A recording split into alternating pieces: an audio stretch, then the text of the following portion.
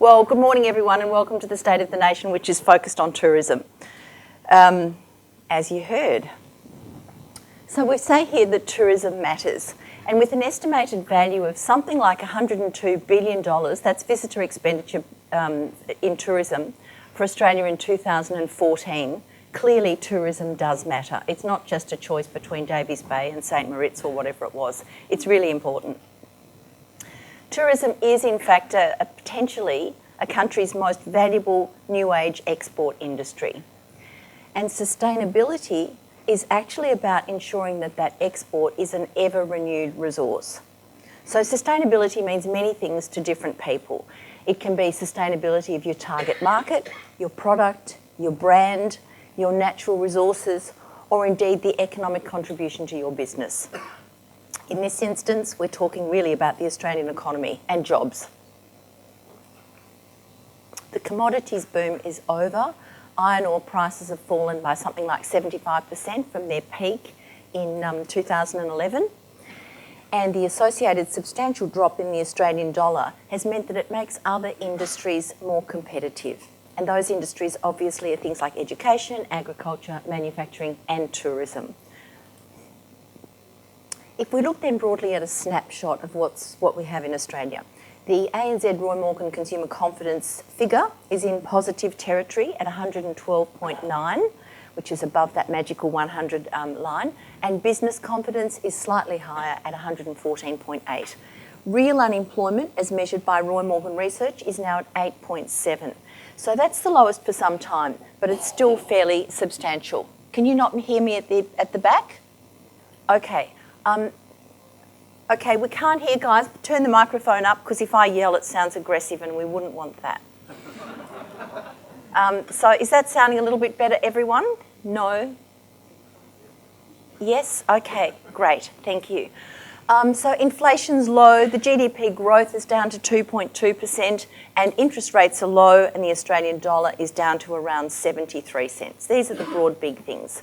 Support for the current LNP government is at 46%, so the Labor Party, the opposition, is way ahead, and government confidence is only 91. So, you know, at 100, you've got as many people thinking the country's going the right direction as the wrong direction. At 91, you've got more people saying the country's going in the wrong direction than the right direction.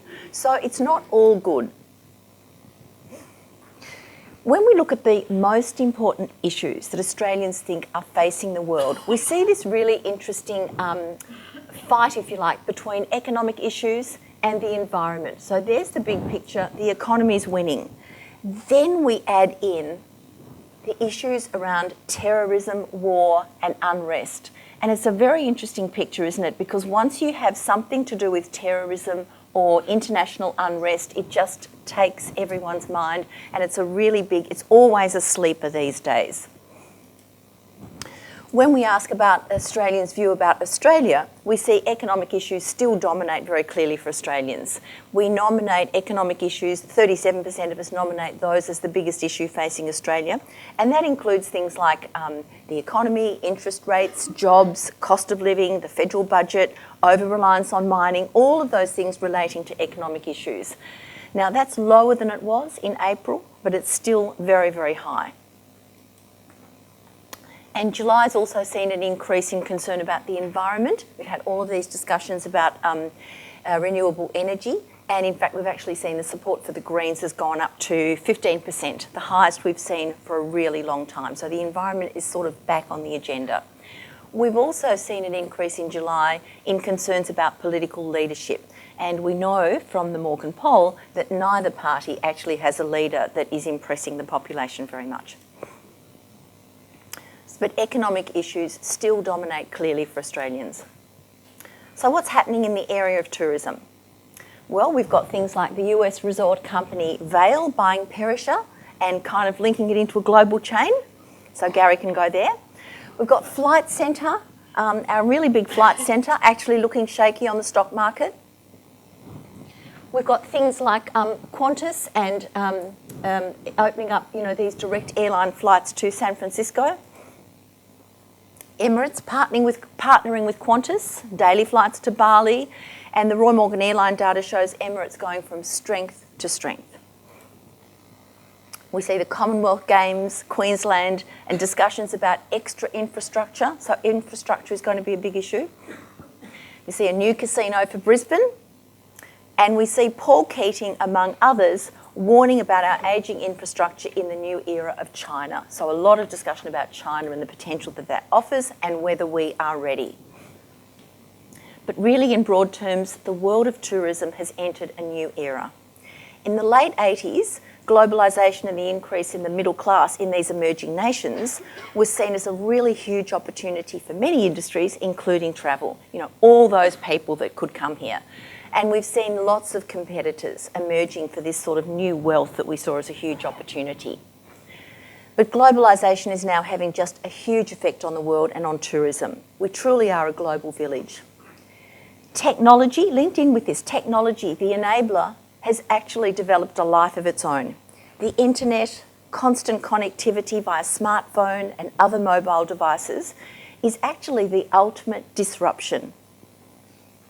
Even within the tourism industry, we are seeing fragmentation and convergence at the same time, powered by technology. The different pieces of the industry are breaking apart and forming in different ways. And the opportunity that's provided by that global marketplace for people to be small but have a big market.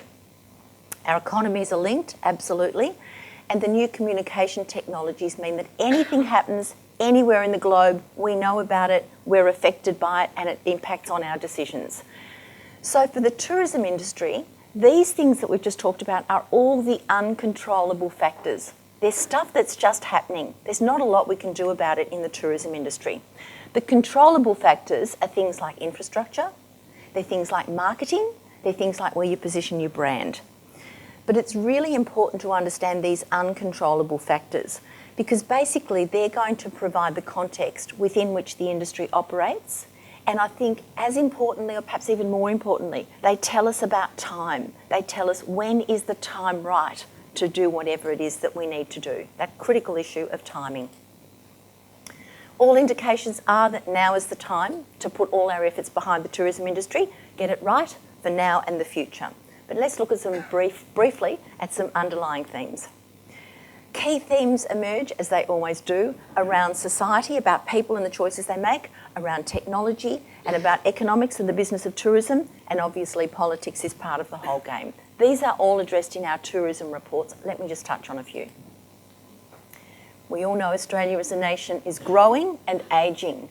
Our population's now over 23.5 million, and as the baby boomers turn 65 and move over 65, that's the age group that's growing fastest, and that's where the wealth and spending power is. So let's never forget that.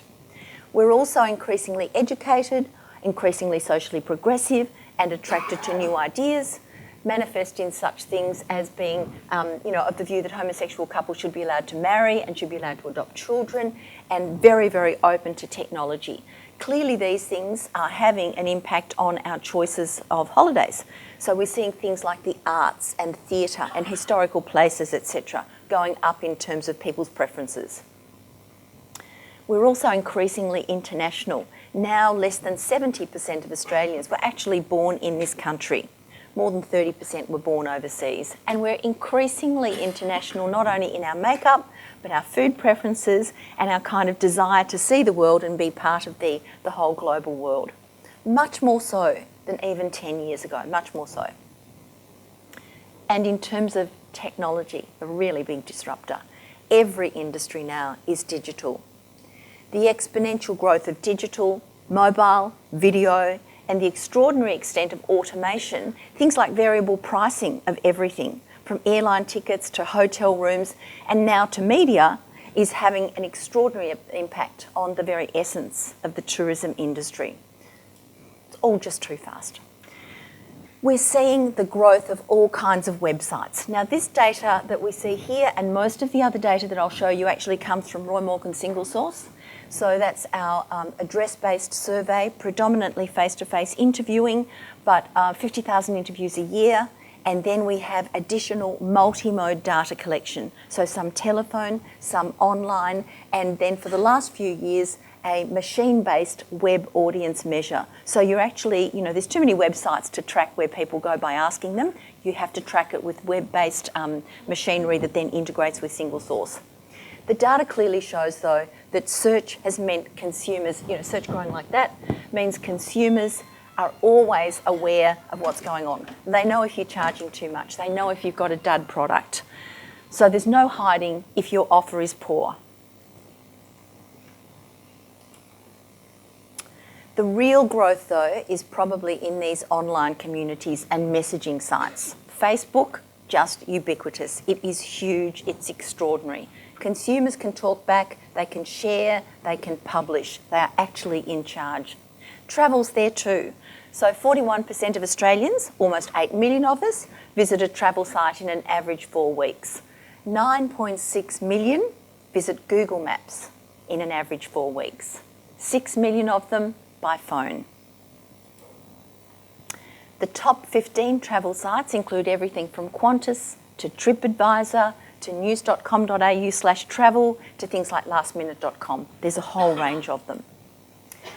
And what we see in terms of trends, don't worry too much about the numbers, the traditional airline websites have actually lost some ground in the last 12 months, while TripAdvisor has gone from strength to strength, and news.com.au travel has also shown a solid increase in use over the last few years.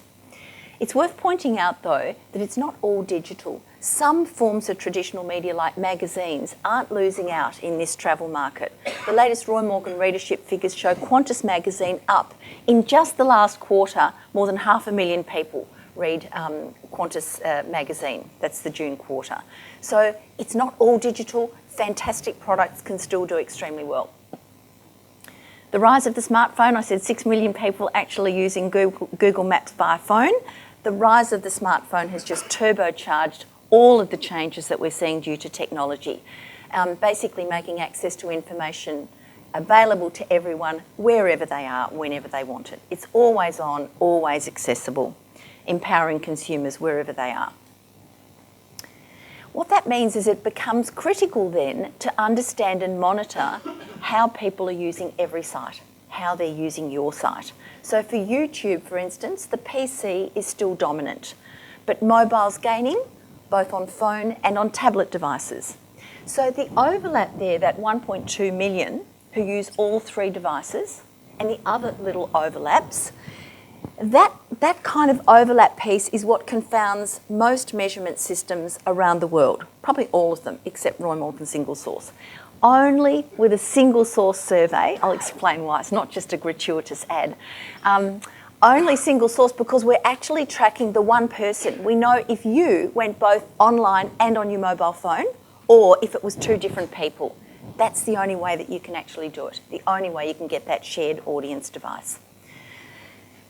What does that mean, though, for somebody in the tourism industry? I think the fact that people are accessing sites using different devices is kind of great fun for those people making the devices and those people in the technology space. But it's excruciating for those of us who are in the business of just wanting to provide a travel service or an information service. What it means that we find it really hard just to keep up. And in fact, when we did a survey recently of people in media, in the media industry, the media buying industry, the media selling industry, they talked about the biggest challenge for them was simply keeping up.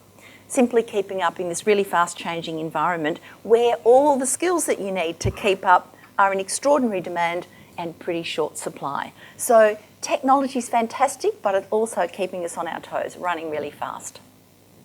Apps going gangbusters. Increasing numbers of apps being downloaded, and you've got things like 7.8 million have downloaded Facebook and are using it, 3 million Instagram, 2.8 million eBay. Those kind of auction sites are becoming automated and getting faster and faster. So apps are the go-to. We set this up because we recognised that we needed to understand how were these changes going through the community. Who's actually taking on board the new changes? Who's terrified of them? Which things are going to be sort of flash in the pan, whatever. So we set up these technology adoption segments. It's essentially an innovation curve. And the framework is really useful for understanding not only media, but a whole bunch of things. In essence, you've always got those people who are early adopters. They're kind of interested in new things and got the money to spend on it. You've always got the laggards. They just don't want to know about it. And then you've got people like me that would probably naturally be a laggard, but I wouldn't have a job. So I'm in the professional technology mainstream. I have to keep up. So I do. So you've got this sort of mass market. And the interesting one is digital life. We all tend to think technology, kids. Kids tend to be that digital life. They're there, but they don't have the money necessarily for all the new gizmos, and they aren't necessarily the ones that you want in your tourism market because it's all about money. We see, for instance, the TripAdvisor, there in that kind of dark colour, has now become almost mainstream. You know, you still don't have the laggards using TripAdvisor, but it's moved from that early adopter phase. Whereas something like Uber is still in the early adopter phase. We see TV programs like Border Security over there in the late majority. And we see laggards are still reading the holiday travel section in the Sunday Herald Sun. That wasn't meant to be mean, actually. It's fun to see where these folks stay on holiday as well. We'd expect to find an early adopter over here, either backpacking or in a 4 or 5 star resort. They can choose. We'd expect to see professional mainstream camping or in their own holiday home. Digital life are probably at a friend's place or a family's home because they're not going to spend money. Older tech explorers on a cruise or a houseboat. And our technology traditionals will be in a cabin or a caravan. And laggards will be in a camper van or a motorhome. So, you know, it all kind of makes sense. So overall, we have this rapid rise in the internet as a valuable search engine combined with more customisation that people can do themselves. We have an increased willingness to explore, to go to different places, and more impulse travel decisions. This means that cut-through and impact of visual advertising is more important than ever. It's harder to get people. More important as an influencing factor in consumers' choice. Advertising's just got to work harder. So let me see if I can show you how we do that. A recent State of the Nation actually looked at how you do advertising. It was all very focused on how you reach consumers. It focused on the changing landscape. It focused on the digital growth. And, you know, we made the point that it's always been really easy with our data from Roy Morgan to target your traditional media very well. Identify who your target audience is. We can tell you what magazines they read, what TV programs, what newspapers, etc. But until very recently, once you went into the digital sphere, you just couldn't target. You had to kind of go into the internet and get what you got. But now we've actually got our offline data linked to our online data. Think Helix for those of you who know our products. And it's possible to target these digital audiences really simply as you were able to do with the traditional media. That's that bit. Just reaching your audience, though, doesn't mean you've actually moved them. Doesn't mean you've got them to buy your product or change. That's what you've actually got to do, and that's also even more difficult. We come to advertising. The fundamentals of advertising haven't changed that much, but we seem to forget. And these days, 5 seconds might be all you have. Increasingly, as we know, consumers can choose to opt out. They can channel surf. They can, on the internet, not click. They can click you out. Within the first few seconds, you've got to actually grab them. We found some 10 years ago that 5-second commercials can actually really rate well with the reactor. So we did some tests. Now, this is something for Mount Buller. Let me see if I can get this right. Next set of 5 commercials. Here's my little arrow. Click. This is in the Sunrise program, as I said, about a decade ago. All right, still to come this morning, Education Minister Brendan Nelson. We will see what he has to say about rising uni fees. But next, we're off to the movies. Sarah L. rates These Kill are Bill men in blue, Volume 2. red is women, and you can see how they're responding quite positively to this kind of jazzy introduction.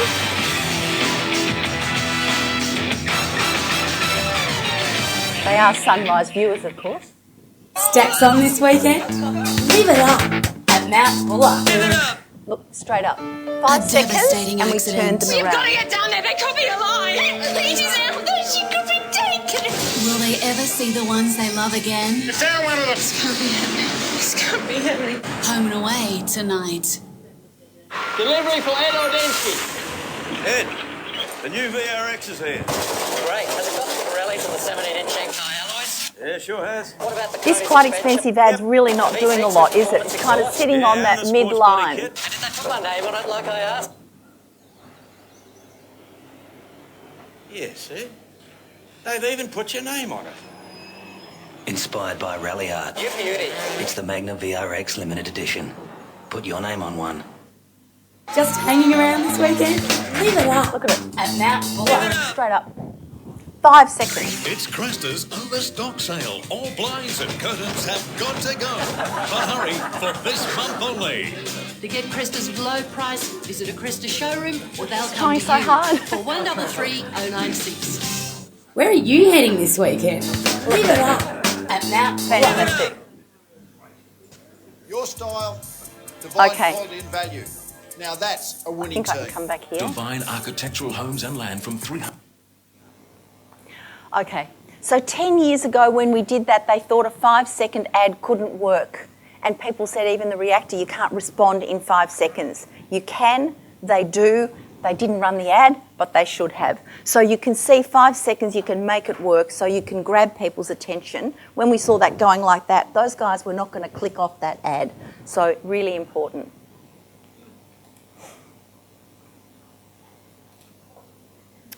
Let's come to the economy. Now, economics matter.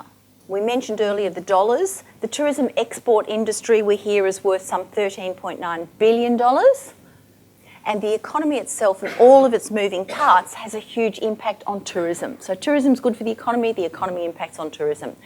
And consumers' choices to travel or not and where they're going to travel, that's for both Australians and international visitors, are very much dependent on the economy, and they have a huge impact on the viability of the whole tourism industry and all of its parts.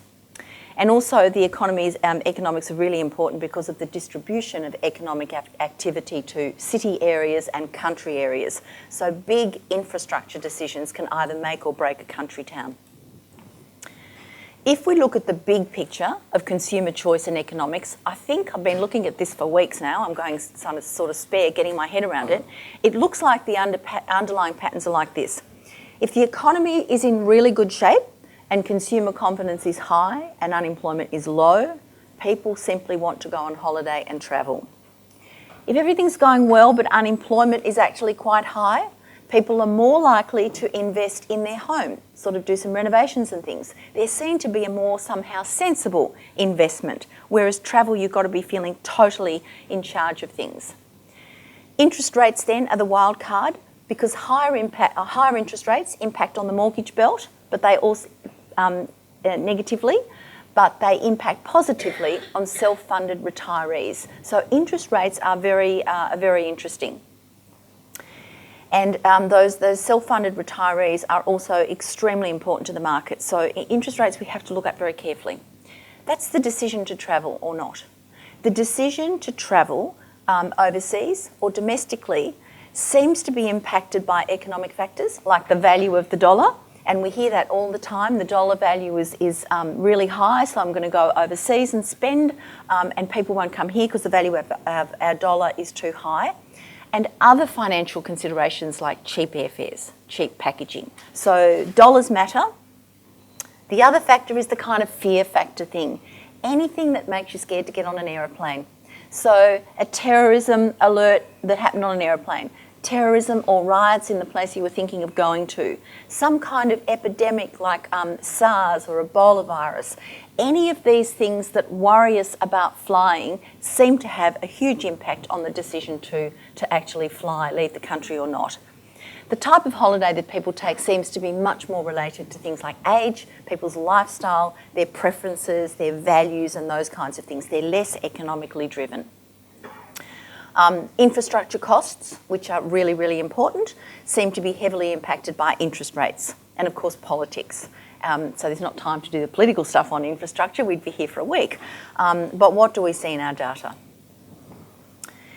We actually see consumer confidence, bubbling along and sort of trending down. The latest for just last weekend was 112.9, but there for July it was 110.5. Not that strong. Real unemployment, as I said, is coming down, but still high, with 16% of the workforce either unemployed or underemployed. So we'd expect to see some softening of the travel and holiday expectations. Moreover, interest rates are actually low. So as I said, this means for the self-funded retiree, there's less disposable interest-based spending money. You're just not making that much money on your interest. And for others, with interest rates low, there seems to be a push to buy houses and actually get into that housing market, which is seen as sensible alternatives to what could be seen as frivolous spending on a holiday. So these broad economic factors mean that travel is still a little bit uncertain. And indeed, our recent travel data shows some degree of softening. So the blue line there at the top shows that things were really growing in terms of going on holidays, and you can see it's softening at the end. You've still got more people in terms of numbers, just because the population's growing, but you can see that in percentage terms it's slowing down a little bit. And the total value in dollars that people are spending is starting to flatten out. So we're seeing maybe the beginning of some softening, early to tell. The average number of trips, though, that Australians are taking has come down from 2.9 in the year 2000 to about 2.5 trips per Australian in a year in 2015. So a little bit of softening.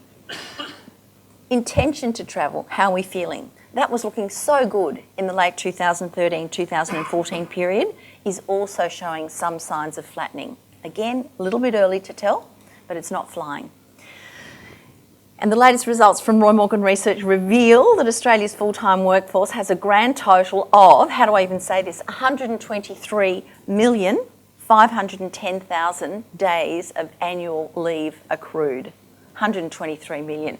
So that's about 3 weeks leave for every one of us. So that's a whole lot of holidays waiting to be taken. So this intention and all of these things is about pent-up demand as well. So where are we going to go when we go on holiday? On the other economic measures that matter, like the exchange rate, we see the Australian dollar's lower than recently enjoyed or experienced. So we'd expect people to be staying in Australia. Oil is traditionally seen by those people who know about these things as the barometer of the global economy. So the crash with the GFC is obvious, and the low levels must give us some concern about international economies and the impact on their appetite for travel. So we can't just kind of go, the Australian dollar's done this, so everyone's going to come here. Everyone is also suffering their own economic woes or opportunities, and oil's a good indicator. This graph of the iron ore price demonstrates obviously the size of the iron ore boom and also the recent massive fall. But iron ore didn't crash with the global financial crisis, which is why Australia kept going from strength to strength, had our high Australian dollar. But obviously it's fallen very recently and is at a low rate. So what that means is while the previous government faced the issue of where or how to spend all of that money that was coming from the iron ore boom, the mining tax, or would they have a super mining tax profit, what were they going to do with it, and how to moderate environmental concerns in this massive mining boom, so questions around a carbon tax, the current LNP government is having to deal with socioeconomic and political issues associated with the end of the mining boom. These things all change the economics of tourism for Australia, to Australia, from outside and within Australia. The lower dollar obviously means Australia is more attractive to domestic travellers and international visitors. And remember, Australia has always been an aspirational place. Everyone wants to come to Australia. The barrier, they say, and seems to be the case, is cost. It's partly real, partly perceived, but cost is the issue. It's not that we're a dud place. We are a great destination and everyone wants to come here. So the dollar is going to have a huge impact. And interest rates being the lowest that they've been for many years means that the viability of infrastructure development is even greater than ever before. And we've seen substantial investment already in infrastructure that's relevant to tourism. We can expect to see more. So you've got discussions around the Port Hedland Airport, Geelong Airport, international flights to Hobart. Obviously, there's all sorts of infrastructure development, but stuff that gives you an international airport at a place is obviously going to drive tourism there, if it's even vaguely the right place. Indeed, our data is already showing an increase over time in Australians' overseas travel intentions at the expense of domestic travel. So we saw that going here, that blue line was increasing, but then the impact of the international context has to be factored in. And what we see here, I can't pick them all out, but what you can actually see is this line, which is a general trend forward, but you see it takes a hit every time something happens. The Sydney Olympics was a good thing. Ansett going bankrupt, travel dropped. The Iraq War, intention to travel overseas dropped. Madrid train bombing. All of these things have a direct and immediate impact. Julian's following the chart. I thought you were saying you can't hear me. All these messages from the audience. Similarly, we're actually seeing the global financial crisis had a big impact on international travel. So things that happen to us and internationally directly impact on our decisions to travel.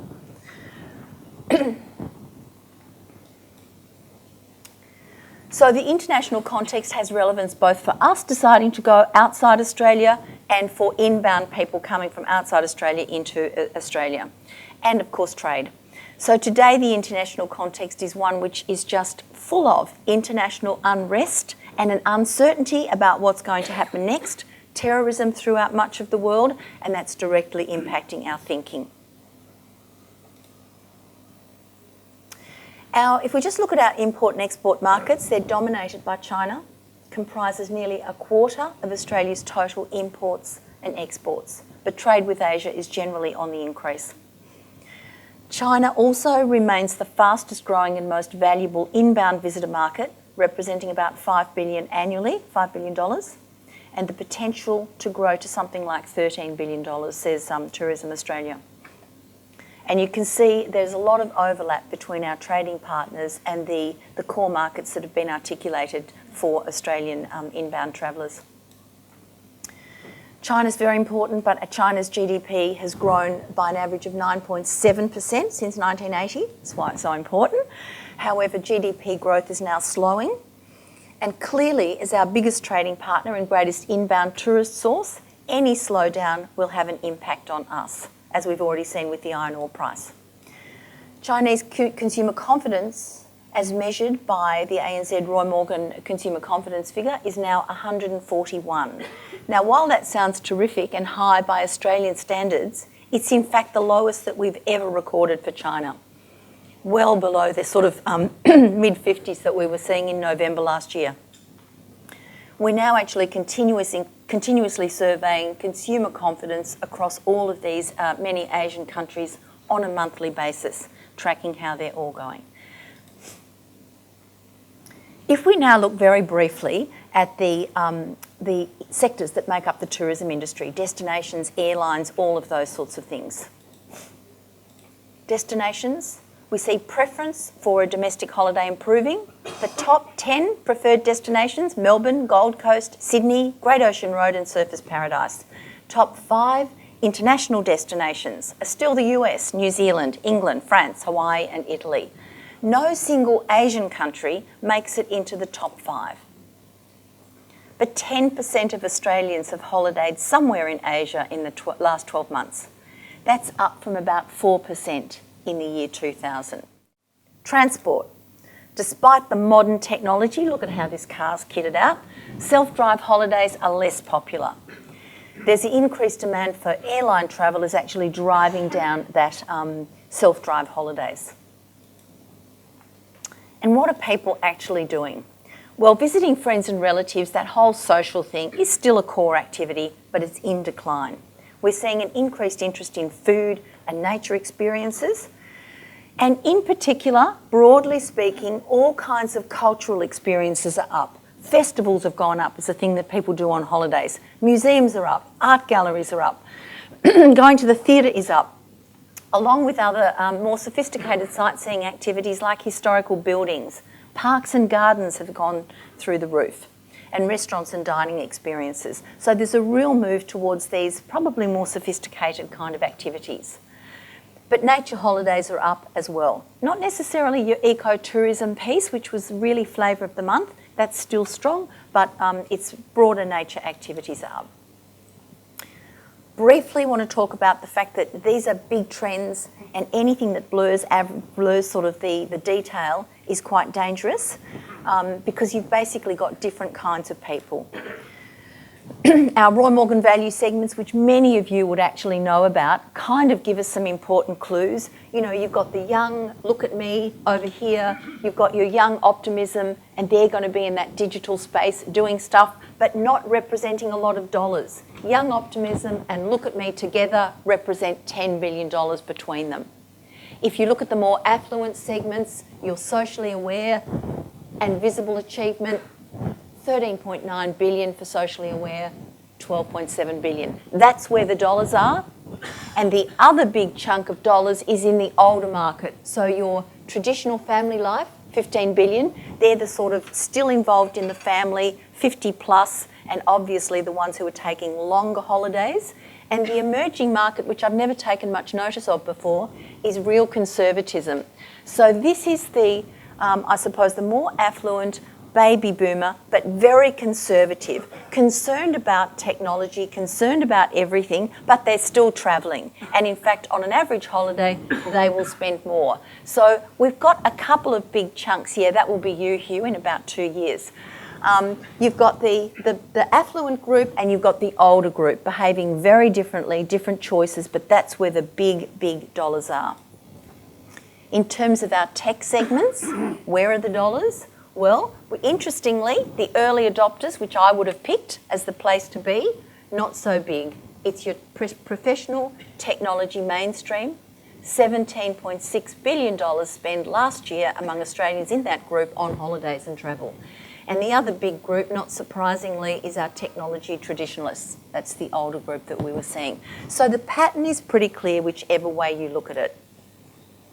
And Helix personas, which I haven't got time to describe too much, this kind of geo-digital segmentation and profiling tool that provides understanding of people, the choices they make, and based on where they live, actually gives us some insight into why luxury holidays are strong in some communities where people can afford them, and they're just not so strong in other areas. So it's not just about where you can afford it. An area like that, you can afford holiday, but you don't take a luxury holiday. Instead, you go trekking or something like that.